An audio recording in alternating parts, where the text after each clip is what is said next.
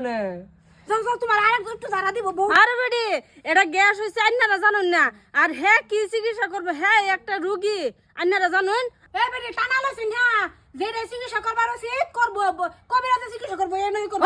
চুপ থাক সেরা এটা বেড়ার বিষয় মরে যাইতাছে আচ্ছা টাকা মছে না। আন্নারা ফাড়াফাড়ি করুন আমি যাই না না না লয়ে যাই ঘরের ভিতরে না চিকিৎসা করুন নি হ্যাঁ ঠিক আছে বেডি ঘরের ভিতরে হাল্লা দিছুন তো পেটের বিষটা আরো বাড়ায় আনবো দেখুন যে যদি আমার পুতার কিছু যাই জবাব তার বাহে দিব।